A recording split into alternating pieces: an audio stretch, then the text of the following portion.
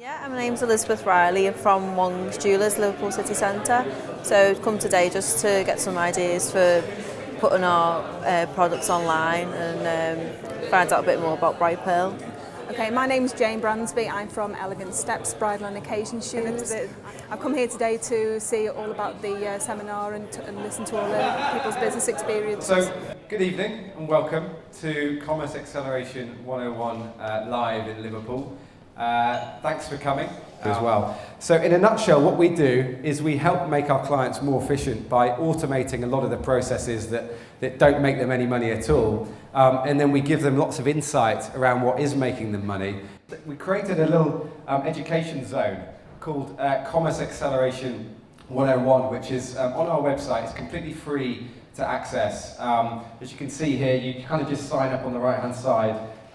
Put in your name and email address, and essentially what that does is subscribe you to a whole lot of useful content, whether that be webinars or ebooks or articles from really covering topics, anything from how to choose an e-commerce platform through to best practice tips around managing inventory and finances. So the world has changed, and what marketplaces do is they open up not just the whole country, but the whole world for your business. So if you think of how many consumers there are in the UK, there's a lot. There's about 60 million people in the country, but there are billions of people in the world, all of whom potentially you should be selling your products to. How are you going to manage? When are you going to know that you sold 10 and you've got to delete them off all of the sites? When you get new stock in, do you want to go and update the stock on ebay.co.uk and ebay.de and ebay.fr and ebay.it and ebay.es and eBay Australia and all of the other sites? And that really is when you have to get some form of automation. You have to get some way of managing it. One of the great things about marketplaces is marketplaces do the work of attracting custom for you. Can I just check, how many people in this room have actually bought something on eBay in the past? So that is about 2/3 of the room. And how many people have bought something on Amazon? So again, about 2/3 of the room, but I noticed there were some slightly different people. So there's some people that buy on eBay, some that buy on Amazon, and some of you that buy on both. In the UK, there's about 60 million people. Every single month, about 20 million of us go and buy something on eBay or visit eBay. And another 20 million of us also go and visit Amazon and maybe buy something on Amazon as well. But if you think that that's 20 million people, that's 1 in 3 of us.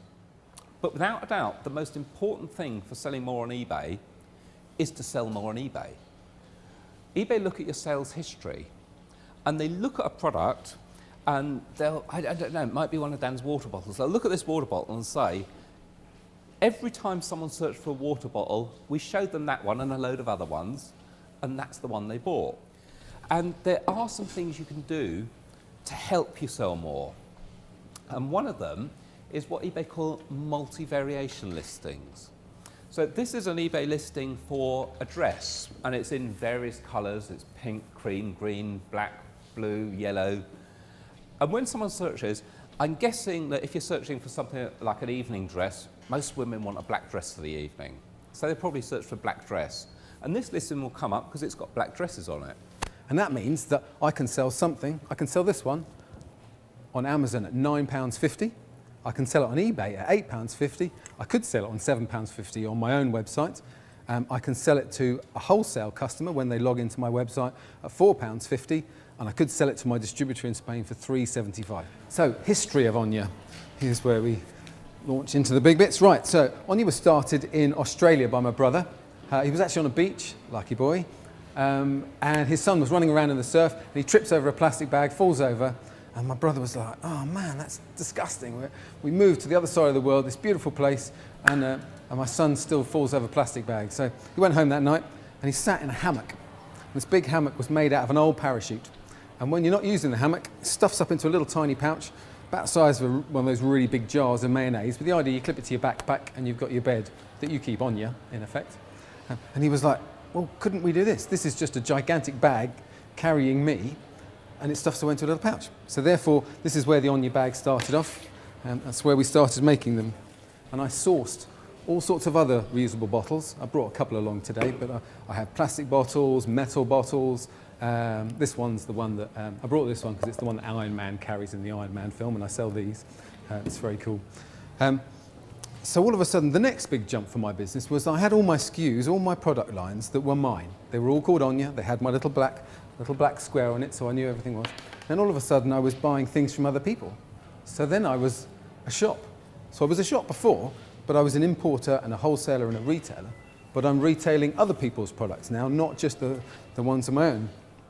So it's important to not leave anything in your business that you don't look at. That's a lot to do when you've got a full-time job, answering the phone, or your team you've got 50 people. My industry had hundreds of thousands of people from the pharmaceutical industry, manufacturing new drugs and shipping them all around the world and selling them and all sorts. So it's, whether you're a one-man band or a big company, the problem is the same. There's a lot to do. So we have two things. We have a sales and marketing system, and we have a finance system. That's kind of all we need. And the finance system tells us what we made and when we made it. And the CRM system tells us how we made it. But to get any sense out of it and to maximize our profit in a sustainable, predictable, understandable way, which is the whole point of what I'm trying to convey, you need effective, proven marketing. And you need to do that, you need to measure everything so you can work out whether it works or whether it doesn't. So you can do more of what works and less of what doesn't. Again, the last presentation about the putting your products into the marketplace, that's something that we're probably looking at doing. So the information we got from that was really good, and we'll probably put that into practice actually. Yeah. I really enjoyed listening to the Anya guy tell us about how he started his business and how it's progressed from a market stall right the way to where he is at the moment. So that was quite interesting for us, because to link it alongside our own business and see where we started to where we are progressing to as well.